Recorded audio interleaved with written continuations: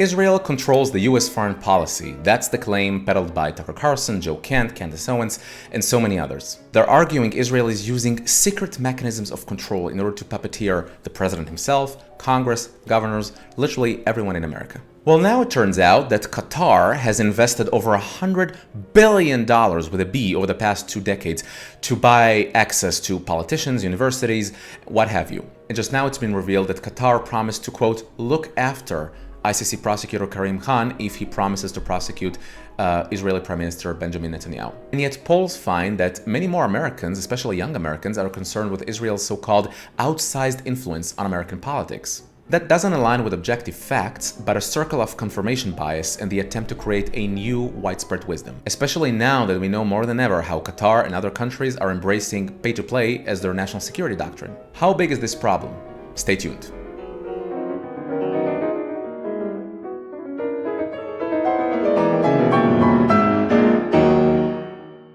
Hello, this is Or Yissachar, and you are watching Briefly by Underscore. Before we begin, please consider hitting the subscribe button down below. This really helps us to create much more amazing content for you guys. So, Israel is running the shop. I don't know if you heard, but Israel is secretly controlling our politicians in the West. And the smoking gun to prove that is everyone knows that. That's the new academic standard that we've gotten used to. But how it's possible that in every town hall, politicians are asked, how will you commit to fight the Israel lobby and the Israeli outsized influence on the US foreign policy? Everywhere, it's become an inherent part of the public debate. Of course, Israel, like any other country, has an interest to influence on the United States or to partner with the United States. It doesn't mean it outright controls the White House. That is an insane allegation to make. But apparently, Tucker Carlson and people like him are making a career out of that. Recently, Tucker said, quote, "What's the religion, honestly, of Donald Trump? It's not Christianity, clearly. It's Israelism. Israelism, the defense of Israel." Another quote, "Trump is a slave to Benjamin Netanyhu." We know these tropes of we are slaves to the Jews, not from the best times in history.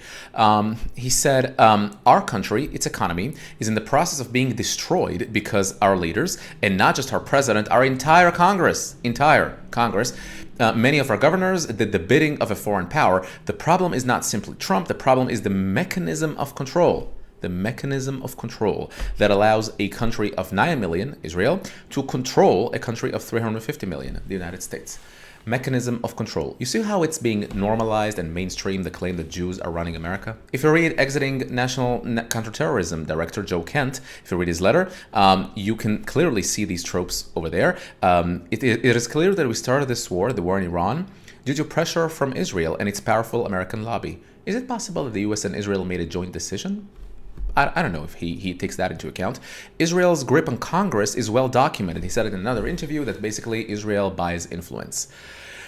Really, Israel buys influence? Well, there's no evidence for that, but there is plenty of evidence to the contrary. And it seems like they're running cover for something else.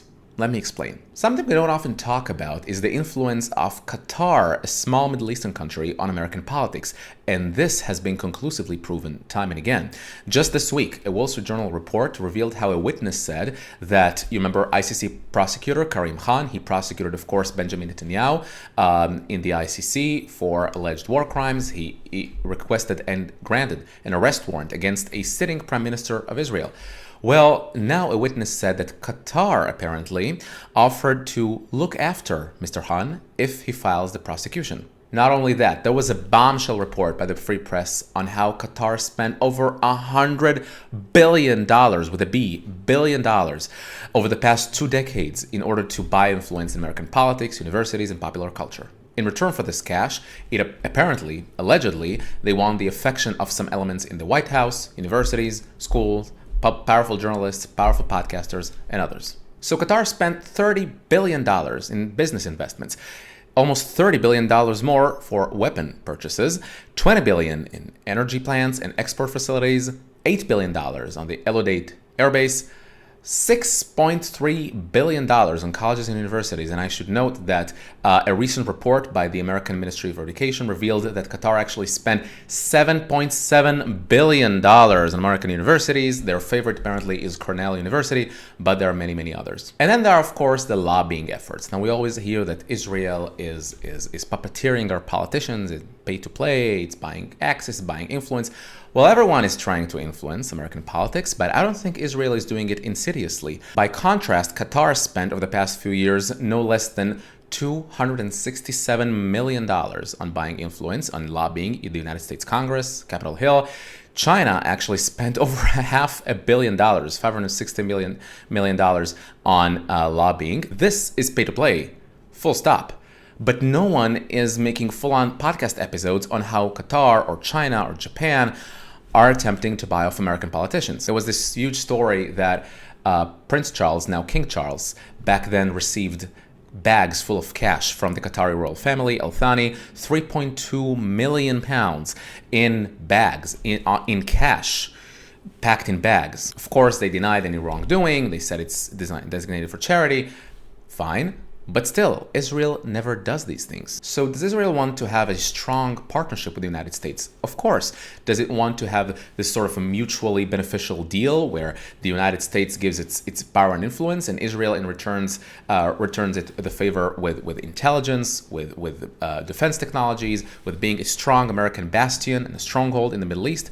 Of course, but it doesn't mean Tucker Carlson, Joe Kent, Candace Owens, all the others, that Israel is controlling America. These are two very different things. And I find it baffling that the public conversation does not talk about the Chinese, Japanese, Qatari, UAE attempted influence on America and American politicians and journalists and universities, but only Israel. Some people are making a career off of Israel bashing, as I call it. So let's just take all these reports with a hefty grain of salt. After all, there are powerful forces that try to buy access and influence in America.